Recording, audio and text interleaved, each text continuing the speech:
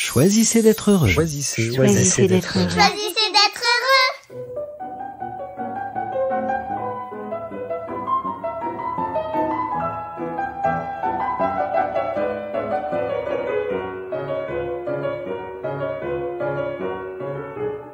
La ville s'éveille. Petit matin à Manhattan. J'ai installé mon tapis de yoga devant la fenêtre entr'ouverte, à l'angle des 2 baies vitrées. La ville à mes pieds, le ciel à portée de main. Encore que c'est vite dit ici le ciel reste à partager, tant nous sommes nombreux à nous en approcher. Ici, la vie s'envisage vers le haut, dans la verticalité.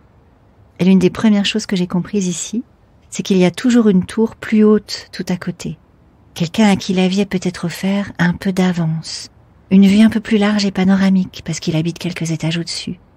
And so what? On est toujours quelque part entre le haut et le bas. Juste au bon endroit pour soi, sûrement. Et puis la verticalité n'exclut pas la transversalité. Et ce matin, de mon tapis de yoga, je laisse les bruits venir à moi, dans ce doux brouhaha de la ville qui s'active déjà. Les travaux tout en bas battent déjà leur plein.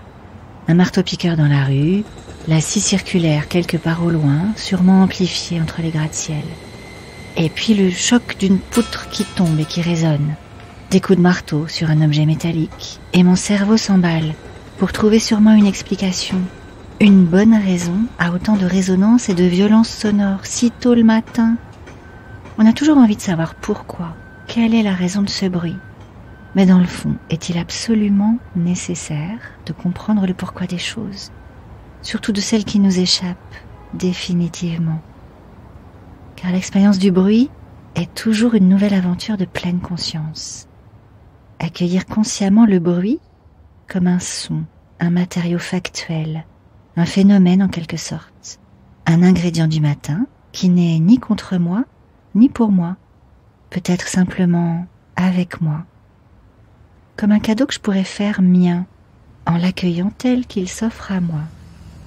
D'ailleurs, à y être bien attentive, je pourrais encore élargir mon inventaire, car il y a aussi le ronron de la ventilation du bâtiment, qui se mêle au remous de la rue, et puis le souffle saccadé du camion poubelle qui entre dans la danse à son tour. Observez la forme du son, le dessin du son qui émerge du brouhaha, se développe, s'amplifie, se répète peut-être, puis s'atténue pour disparaître.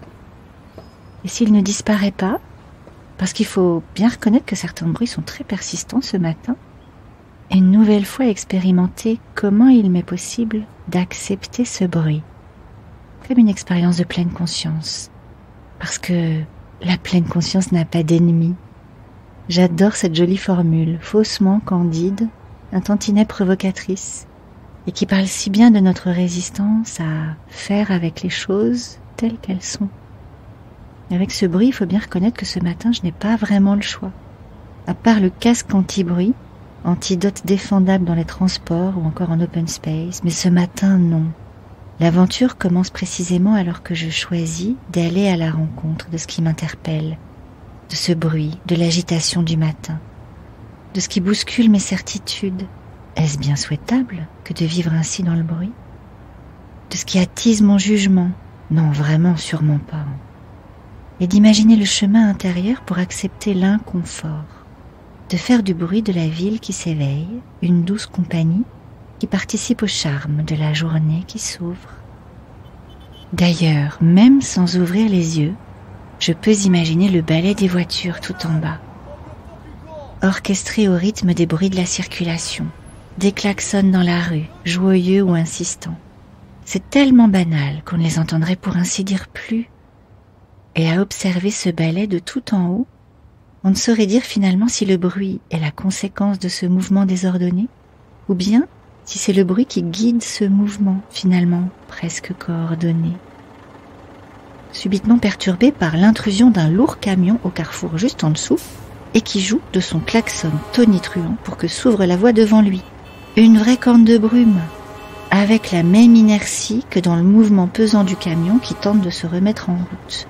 Ce même côté lourd comme encombré, entravé dans son envie d'avancer, qui donne finalement au son une tonalité presque moelleuse, comme la corne de brume des dernières vacances. Et pour mettre de l'ordre dans tout ça, surgit à présent de cette symphonie urbaine une sirène de police, tel le jingle incontrôlable d'un jeu vidéo échappé de sa console pour s'ébrouer librement dans la rue, et qui viendrait nous signaler joyeusement le record battu, l'explosion des scores. Pas sûr néanmoins que les policiers à Manhattan ne soient que de grands enfants férus de jeux vidéo. Comme ceux dont j'entends précisément les voix joyeuses, alors qu'ils descendent à cet instant du bus qui les conduit à l'école, juste au rez-de-chaussée de l'immeuble. Et puis l'église, tout en bas, teinte timidement les 8 heures. Un tout petit son, si plein de délicatesse et de prévenance. Juste accueillir ce son, lui dédier son attention. On a toujours cette possibilité de se focaliser sur ce qui peut nous apporter le soutien, l'inspiration, la délicatesse, la légèreté. Comme on peut s'y inviter chaque matin, en choisissant de tourner notre attention vers ce qui va donner du sens à notre journée, la rendre plus légère, joyeuse, fluide et agréable, en dépit de tout ce brouhaha ambiant, tous nos sujets de contrariété, d'inquiétude ou d'incertitude. Juste revenir à ce sur quoi nous pouvons reprendre la main, se nourrir de ce qui nous donne de l'élan, revenir à ce qui nous porte, nous encourage et nous vivifie, comme une petite musique intérieure qui nous dit qu'en dépit des turbulences extérieures, les choses peuvent être simples et simplement joyeuses. Alors, cette semaine, un prochain matin vous aussi, si le cœur vous en dit, arrêtez-vous un instant pour écouter les bruits de la vie qui vous entoure, quelle qu'elle soit. Pas besoin d'être installé à Manhattan, bien sûr. N'importe où, n'importe quand, la symphonie de la vie est là pour nous.